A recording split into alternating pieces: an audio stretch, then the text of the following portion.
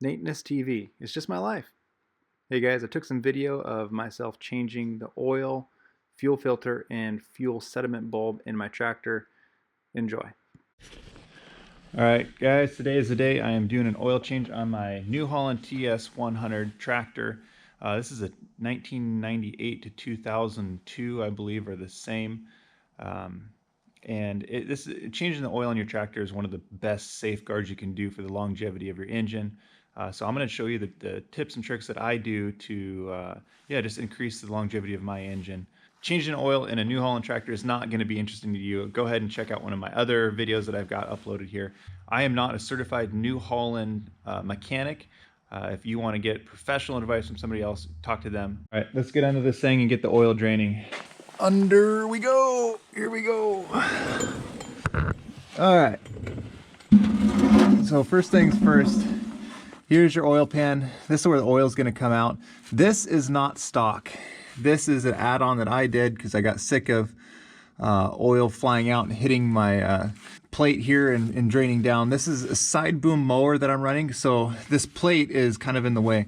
If you're not running a side boom mower, you don't worry about it. Just the stock plug that you've got is going to work fine. The New Holland Delo will set you up with that. But because I've got this plate right here, I have to put a little 90-degree down, which makes it great. You can pop this open with the crescent wrench or a 7/8 socket, which is what I've got right here.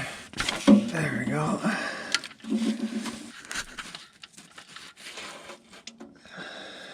All right, the oil is cold. I've got a whole bunch of other things that I need to do on this machine today, so I'm not worried about it taking forever to drain out.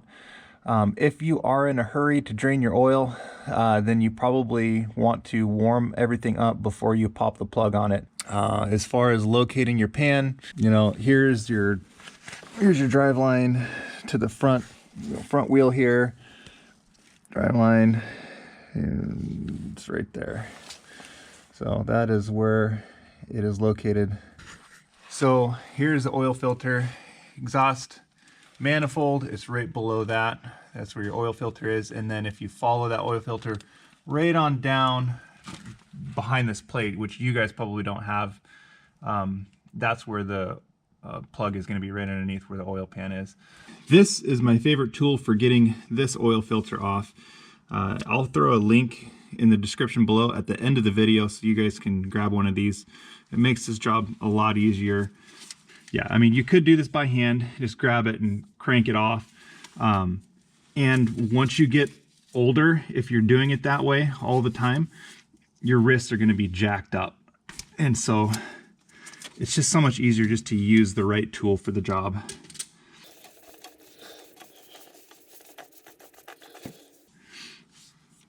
I like to write with a paint pen right on there when it's due. Here is the oil filter, the box that it comes in. Yeah, here's a part number 845183337, lube filter, CNH. These are the ones I recommend. You can get the filter from Napa that matches, but I don't. I buy it straight from the dealer. So what I'm going to do with this is I'm going to fill it with oil, fresh oil, put some oil around the top, and then put it on there, and then I'll write the hours of when the next oil change needs to be done. All right, here is my Chevron Delo 1540. This is what I like to use. I buy it straight from Costco, just fine. But what you're gonna do is you just wanna fill this up, let it settle down. It takes a while for the filter to absorb all of the oil. So you just want to take your time. The reason that you do this is you don't want your tractor, when you start your tractor up, you don't want it to not have any oil. You don't want it to be having to fill the filter up before you start it. Okay, I think that's pretty full. Okay, next thing you want to do is touch a little bit of oil, get that ring all nice and wet. Now sometimes if you don't do that, the ring will stick up underneath here on the housing. So you want to check with your finger to make sure that that housing is nice and clean and doesn't have anything stuck on it. That feels good and clean. So I'm going to go ahead and throw this on here. Oh, I should tell you too, there's directions right here that tell you to do this. This is don't use a filter wrench to tighten it. It says make sure that you got plenty of oil around the top, and you spin it until it comes to a stop, and then you go, once it stops, then you go 3/4 more, and that's when you know it's tight. Now it should go on, spin on really, really easy. It shouldn't fight you. If it's fighting you, you've cross-threaded it, and you don't want it to go on cross-threaded. So see how easy that spins? I mean, it just goes on with your fingers. It's not fighting me. There it came to a stop. Right there it stops. And from there on, you want to go another 3/4 of a turn. Not a full rotation, but 3/4. So this one here, this little square, or wherever you stop, pick a line on the filter and go 3/4 of a turn past that.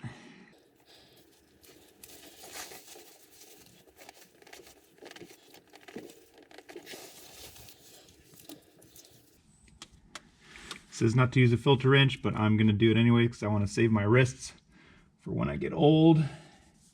There we go. There's 3/4 of a turn. That square paint mark was here.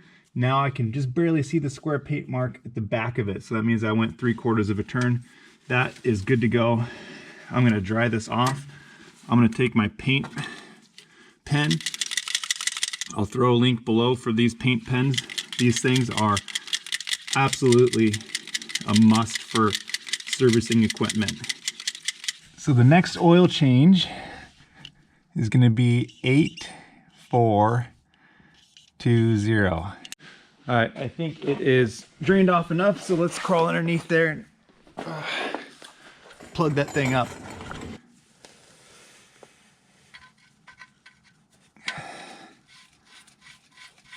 Always move your waste oil before you tighten it up so you don't drop your wrench in it. Done that a few times. There we go. It's not gonna leak.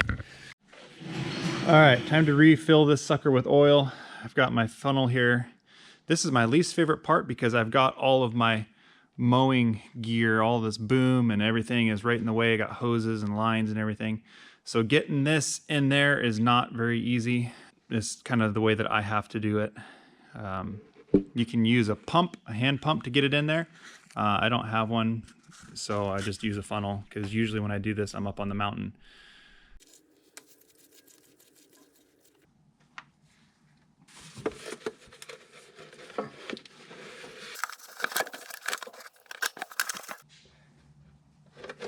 All right, so there we are. I got my funnel in there and it's all lined up, ready to go. It's not gonna go anywhere. It's kind of jammed in there. Now I can start pouring oil to it. This is a messy part. I don't like doing that.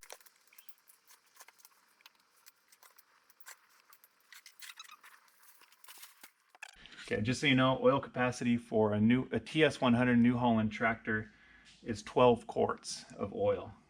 That equals 3 gallons. Usually there's some residual oil left inside the tractor that you can't completely get out. So it doesn't even take 3 whole gallons usually. So what I usually do is I add 2 1-gallon jugs of the oil. I've got my 3rd jug down there ready to go. So I add 2 of these, and then I add my Lucas, and then if I need to, I top off with the 3rd gallon. Here is the Lucas that I use. It's the Lucas Heavy Duty Oil Stabilizer. Stops dry starts. Yeah, it's really good stuff. I've had really, really good luck with it. I was told by the New Holland mechanic to do this, and it would really increase the life and longevity of my engine, which I believe it really has. So yeah, I've had a really good start. I do every oil change I do, at the very least, I do a half a gallon of this stuff. It's really thick. It comes out like honey, so it takes a while. So there we go. It's just going to sit there and drain out. It might take a half an hour to drain that sucker out because it's so thick. All right, I've got about 2 3/4 gallon of oil and Lucas in there. So now let's go ahead and seal this thing up, start it, run it for a few minutes, turn it off, and then check the oil level. That is the plan. All right, so this is one of the least favorite jobs for me. This is a really hard job because, again, I've got all this mowing boom in the way, but I'm going to change the fuel filter on this. Now the fuel filter has kind of a funny ring that holds the filter up on there. I'll show you guys a trick as to how to get that on the right way without it leaking. If you don't get the filter on right and it doesn't seal properly, then your machine is going to start sucking air and, you know, dying, and it'll give you all kinds of trouble. You have to bleed the injectors and stuff. So it's really important that you get this filter on the right way the first time. Okay, let's do this thing. All right, so here we go. Here's the fuel filter. Now, as you can see, my sediment bulb needs to be cleaned out. This separates water from the fuel. But here's a fuel filter that we're changing right now. So you got the oil fill, we've got the water sediment separator, and then we've got the fuel filter right here. So I'm changing this. This ring is the one that's a pain. So I'm gonna show you guys how to get that thing off. Okay. So here's a little wire. Sometimes I just like to pull that off, get that out of the way. That's just a sensor letting you know that something's not right with your filter. Okay, so this ring has to turn and then the whole filter just pulls off. So I'll go ahead and turn it. Now what I found is to take 2 fingers, stick them in between here. These are your injector lines coming from your injector pump. So you stick them in there like that and get a hold of the back side of this filter and push pressure on it. And then you can grab with these 2 fingers, these 3 fingers here, and give it a good hard twist. All right, there we go. And the whole filter, once you get it, is going to turn along with that ring. Once that ring is off, you can just take that ring and the filter and you wiggle the filter and pull down. Wiggle it. All right, there we go.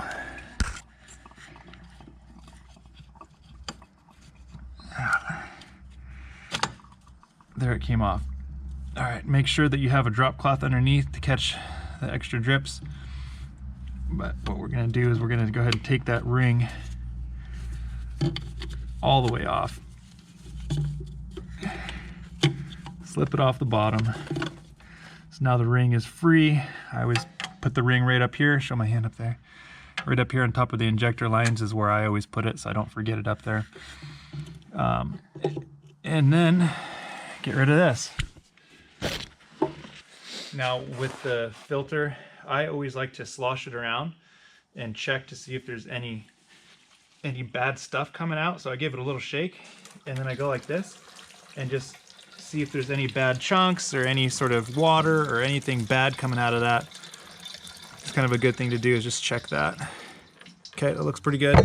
All right, now let's get the new filter going here. Here's the numbers on it, 84565927. This is for Ford New Holland TS100 tractor. Also works for the TS110, it's the same. Diesel, this is off-road diesel. So you guys might not use this. It doesn't matter what kind of diesel you use. This is what I use because I'm always off-road with my machine. And you want to, just like we did with the other filter, pre-fill it all the way up to the top. Let it soak into the filter. That way the filter won't be, the machine won't be sucking air when you're trying to start it. Okay, there we go. Okay, here we go. Now, okay.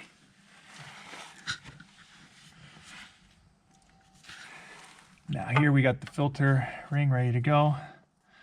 Make sure to put that on first. And then you put the butt of the filter down in first. Now you can see that tiny little stub, that little nipple coming out, needs to go right into the top of that filter. What we're gonna do is once you get that nipple into the top of the filter, you just push up. Here, go ahead and get that filter ring up around the top of the filter. Okay, now that's up. Now push up and wiggle nice and hard. And get that filter up as high as you can to where that ring doesn't have to do the work. Now you get your ring all lined up here, and this is this is tough. There's actually a line up and then an arrow this way and an arrow that way, and that kind of shows you, you know, has to be lined up with this side of your filter housing. This ring has to be lined up with that side of your filter housing in order for this to work. And you just kind of got to find the right combination to get it up there. Once you get it, it'll start to turn, and then you just turn that filter ring with your fingers like I showed you until it goes snap. As soon as you feel that thing go snap, you know you're good. Now I can get my little marker pen and write on there when the next oil or fuel filter change is. Just a little word of advice with the fuel that is coming out these days. It's really junk fuel. It's full of water and sediment and nasty stuff. So it's important to change your fuel filter as often as possible. You know, I don't go past a 400-hour mark. It's recommended that you do it every 400 hours. I do it every 350 hours. And I'm constantly emptying out the sediment bulb. Okay, so once your fuel filter's on, you want to start the machine and make sure that it's running good. Make sure that that seal is good. If it's not sealed well, the machine will start up and it'll die, you know, or it'll kind of be missing a little bit. So you want to make sure that that is working well. Because there's a little bit of air in there, I broke the suction with the fuel lines or with the fuel filter housing. It's going to suck a little bit of air at first, but then it should pick back up and keep on running. All right, let's start this thing up. Now, I'm going to push down on the throttle and really, when I start it up, as soon as it fires, that throttle is going to hit the ground, and I'm going to bring it up to about 1500 RPMs and kind of just keep it there and let it suck the fuel through.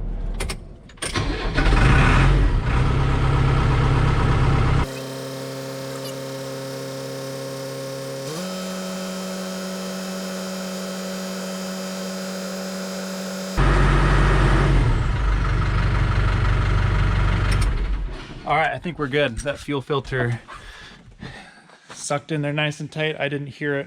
Sounded like it wanted to die, so that's good. So now we can empty out the water fuel separator. And what I really like to do is I like to make like a little bit, like a little cup out of this oil absorbent material, and that way, when it drains out, you can catch and you can actually see how much water it is, because water will not penetrate this.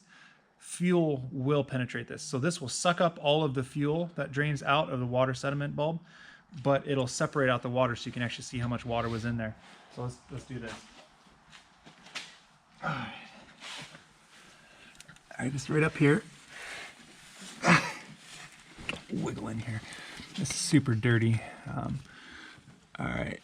It needs to be pointed up like that. All right. Now there is a nut.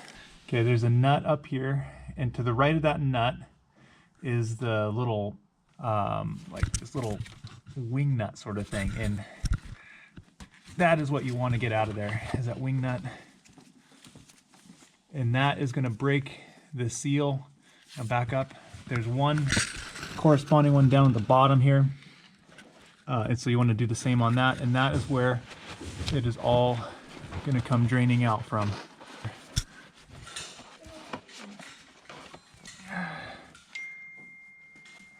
All right, there we go. You want to just open this all the way up, and there it comes.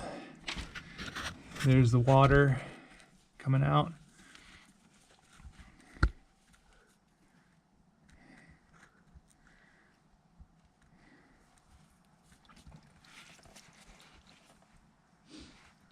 Okay, that looks like straight fuel was coming out.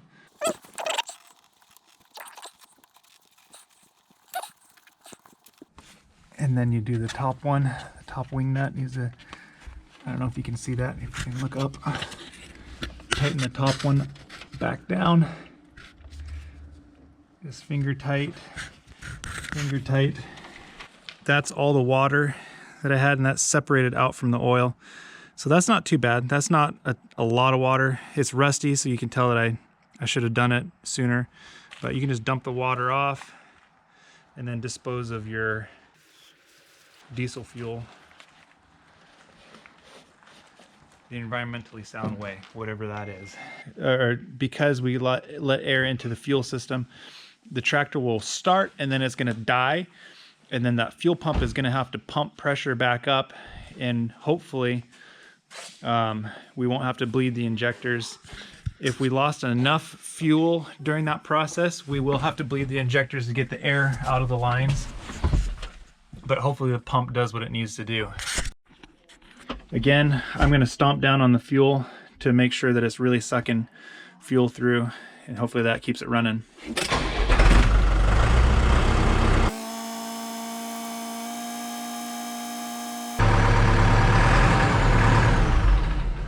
There. Okay, so it did suck air, it died. So we're gonna keep running that pump. If you turn it on, you can hear the pump running out there if you listen really close. It's a quiet whine. And you let that pump run until it stops running, and then you turn off the tractor and you do it again. And you keep cycling that pump until it builds up pressure.